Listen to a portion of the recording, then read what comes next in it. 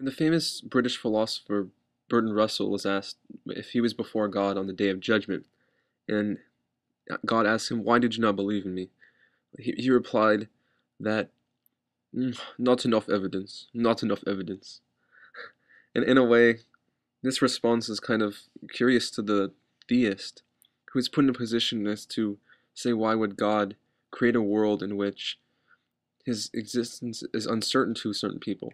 And for those who debate the point, it's the very fact that there are disbelievers in this world is evidence that there's uncertainty of the existence of God. So if that's the case, why would God create a world where he's uncertain? If that's the case. And if not, isn't that a big problem for theists as to why, wouldn't it be a positive thing in the case of the atheist who says that God doesn't exist if there's a lack of evidence? Well, I have a few reasons I think why God would create uncertainty or not make his existence explicit within the minds of every human being. My first reason is that the quality of the belief increases. If God were to simply reveal himself as a solid object in space or something so familiar to men, it would seem rather the human inadequate. It wouldn't seem like anything special at all. It seems like just seeing the rock down the street or something. It doesn't seem all that special.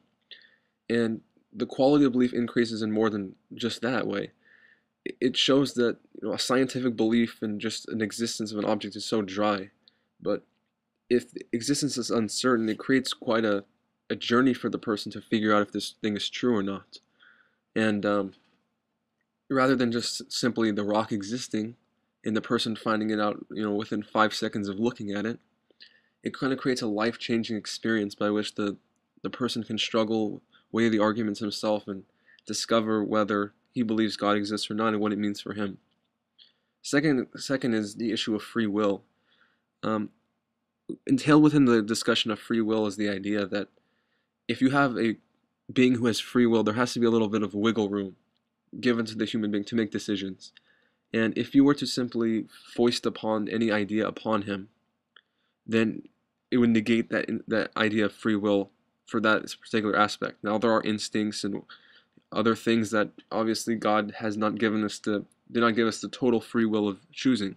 Obviously we're endowed with a certain sense of intuition and self-existence, but in this case, it enables more of a free will to make a conscious decision to accept or reject him. And that was really the outset of his mission at the beginning, to create a world where human beings were able to find and know him. Secondly, or thirdly, it highlights his transcendence. If the world before us and we examine everything in it, and we still can't find the trace of him, God that is, it would highlight how transcendent he really could be. That he has nothing really, he's not even part of this world. It seems that he's completely detached from the world, at least observationally wise. And it kind of highlights to him how powerful he must have been to have been creating this world and to be completely separate from it. In fact, that we've never seen anything like that.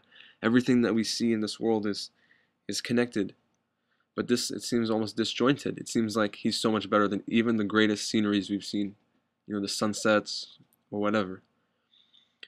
Fourthly, it creates kind of an attention and a continual thought now on the existence of God. Now, it may seem a little bit selfish, to God make you think about him all day long. Years people will research these issues. But the more you research, the more you learn, and the more you yearn for his presence or to find out the truth. It creates more of it adds to that life-changing experience.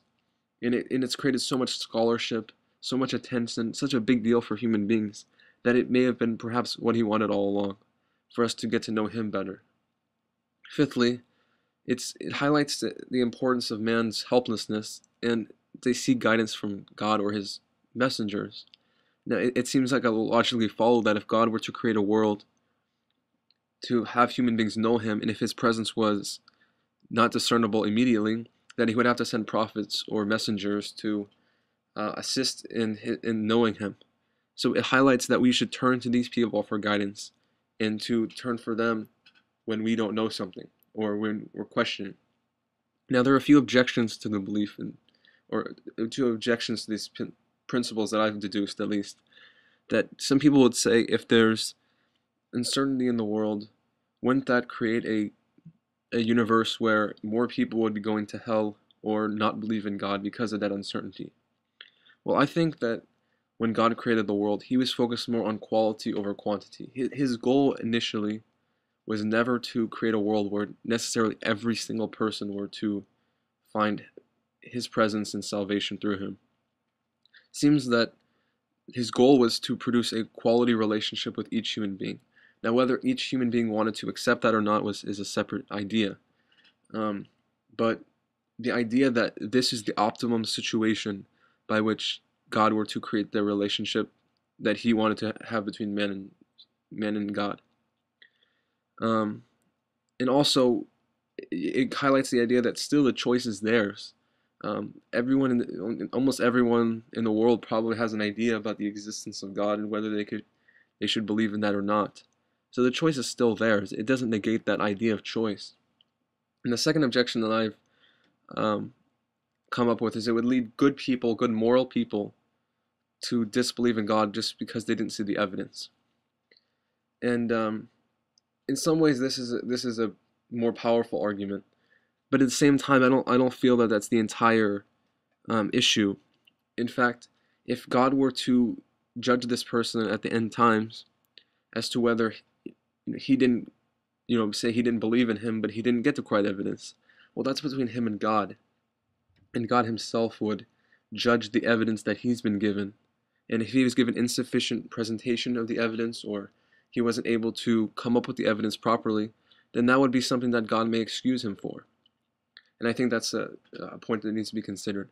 And even the little evidence that we get, there's still quite a bit of internal evidence. And there's three pieces of evidence I want to get to that God has given us innately, and some that he's given us intuitively, that we can kind of discern his existence. The first one I wanted to call is the fitra. In the Islamic concept is an innately born idea that God exists in some way, and we have an innate path that we should follow, and that's a righteous path. And in some ways, Western philosophers have converged on this topic as well. It seems kind of abstract at the beginning, but I don't want to get too much into it.